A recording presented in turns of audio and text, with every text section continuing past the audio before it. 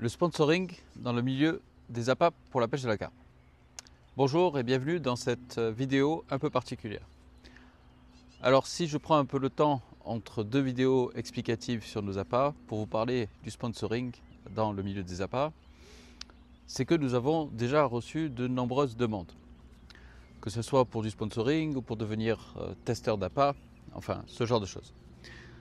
Alors pourquoi je prends le temps de vous en parler? Parce que d'abord je suis surpris, enfin très honoré de voir autant d'intérêt pour notre marque. Nous sommes une jeune marque et donc ça fait bien évidemment plaisir de voir autant de personnes s'intéresser à ce que nous faisons, d'autant plus depuis toutes nos vidéos explicatives où on reçoit beaucoup d'encouragement et de félicitations sur toutes les explications qu'on essaye de faire et qui nous semblent de toute façon tout à fait normales, hein. C'est normal d'expliquer ces appâts.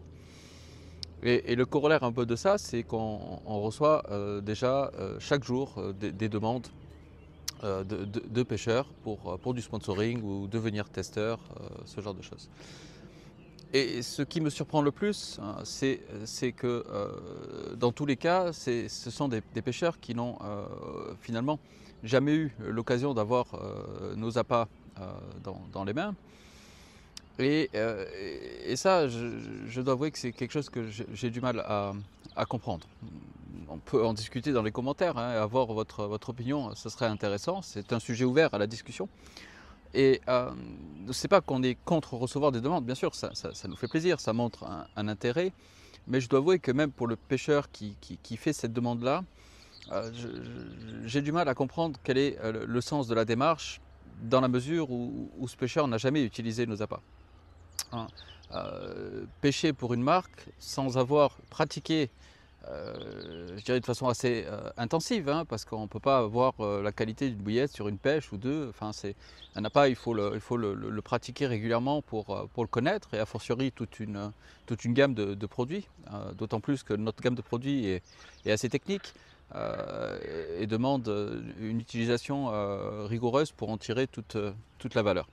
Et c'est vrai que pour un pêcheur qui souhaite pêcher pour une marque mais qui n'a jamais pratiqué la bouillette, j'ai du mal à comprendre le sens de cela.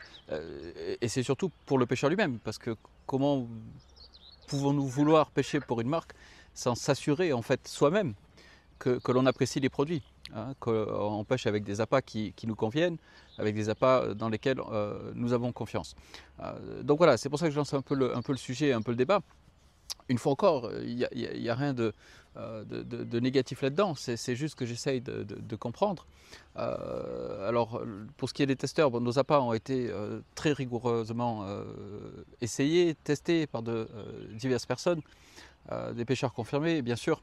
On a une gamme qui est assez élaborée, qui est très technique, donc il est clair qu'on n'a pas arrivé avec un produit aussi abouti du jour au lendemain sans vraiment entrer dans le détail. Et donc il nous semble évidemment intéressant pour nous aussi de chercher à construire une équipe, et c'est ce que nous allons faire. Mais nous allons faire ça sur le moyen terme. On va prendre notre temps. Et puis les demandes doivent être étayées, argumentées, expliquer la pêche, avoir des comptes visibles sur lesquels on peut voir un peu ce que vous faites. Et si j'ai un conseil à donner, que ce soit pour notre société ou pour n'importe quelle entreprise sérieuse qui propose des appâts, la qualité en fait des candidatures, s'il y en a, doit être importante.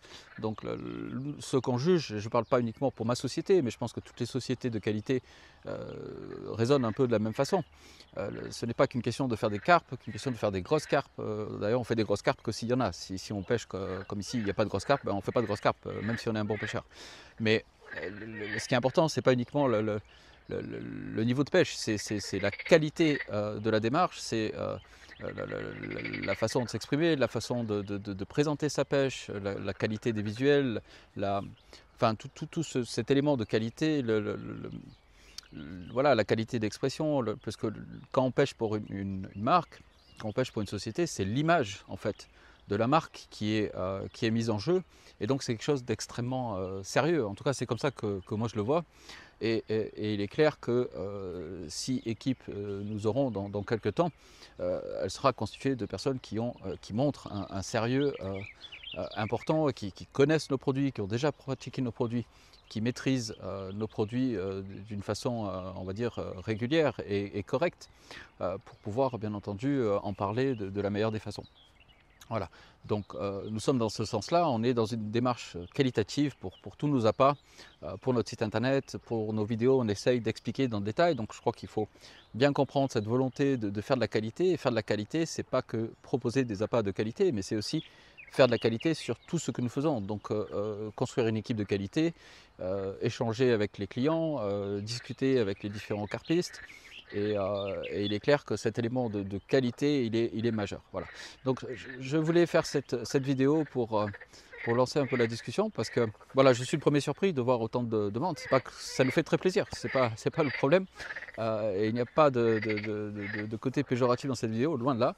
Mais c'est un peu pour lancer cette discussion et de voir un peu vos réactions. Voilà. Et puis ça permet aussi de faire un peu une pause entre les vidéos de produits. Ça permet de donner un peu de dynamisme au compte et de pouvoir un peu échanger sur autre chose.